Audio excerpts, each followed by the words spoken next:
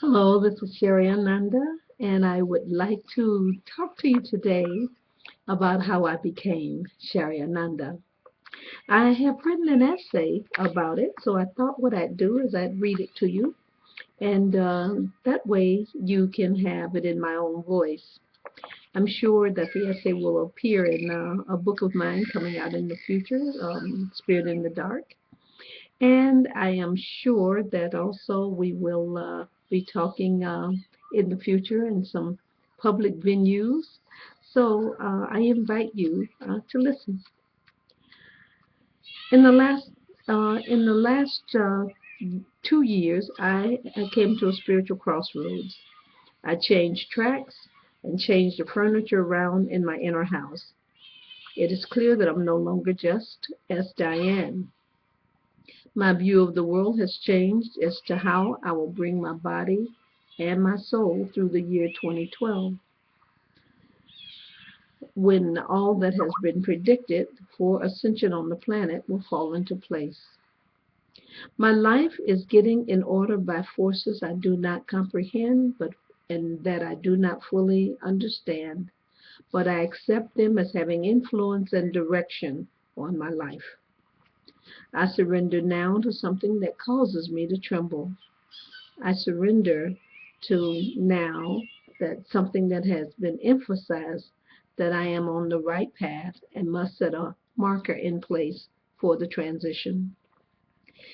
In July of 2011, I fell in love. It was quick and deep and surprising. My love shook me up so much that I was alternately crying and laughing every day.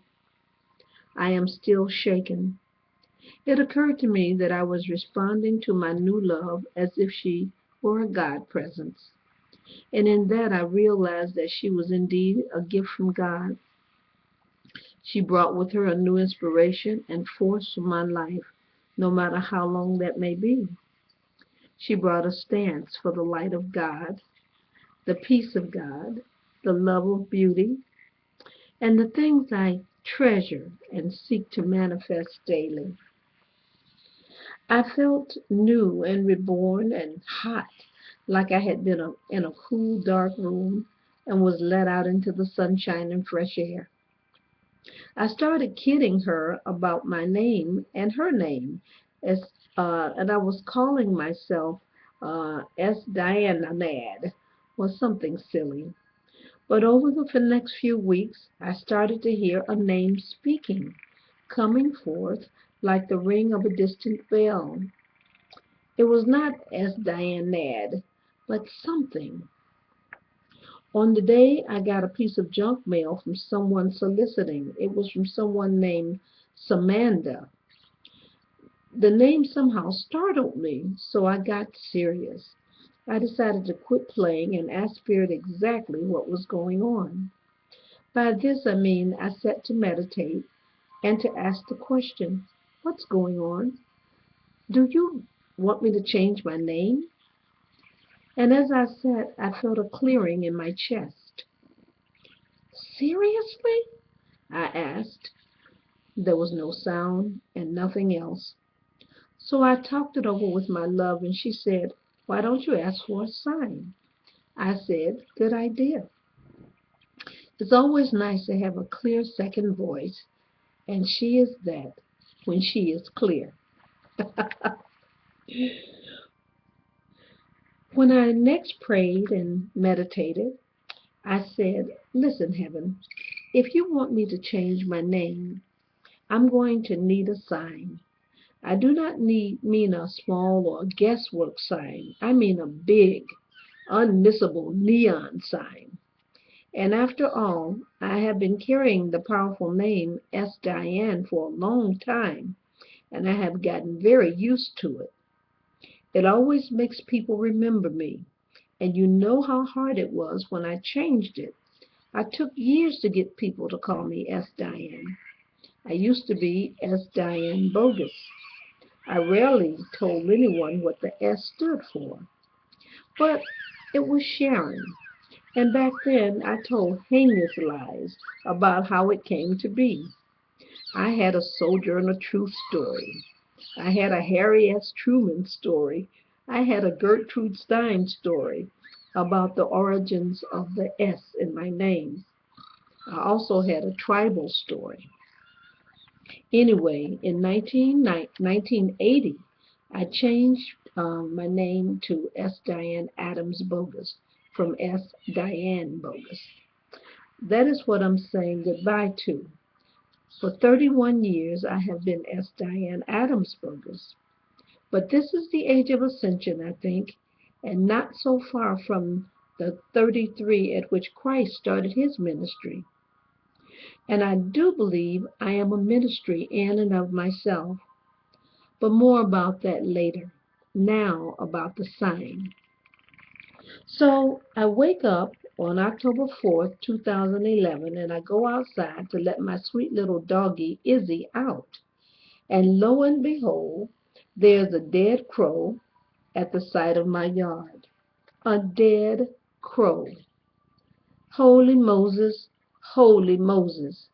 I am stupefied, and I begin to shake, and I'm actually frightened. I know the power of the crow and the raven.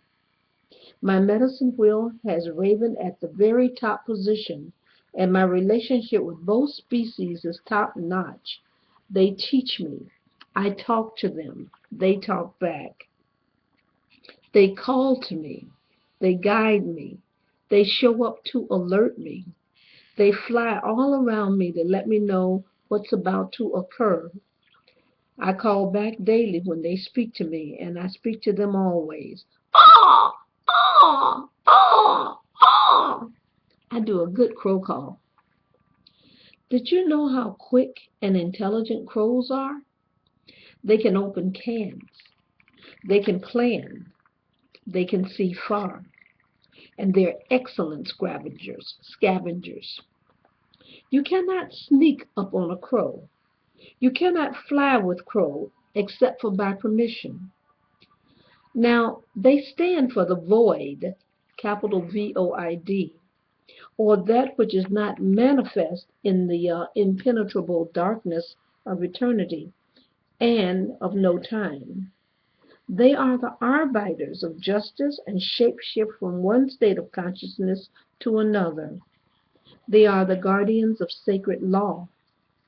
They are really good omens, but they get a bad name in the movies. Crows let you know when change is coming. And I could tell you a lot more, but I invite you to look at my videos here on YouTube about the crow and get a wider view of the magic of crow. You can also find out more about crow from the medicine deck, which is published by the Bear Company. And you probably can get that on the internet. You can see Ted Andrews' books on animals also. The crows do teach, though. And if you watch crow and notice when it shows up and how and what it's doing, you can teach yourself. Maybe crow will become one of your animal totem guides as well.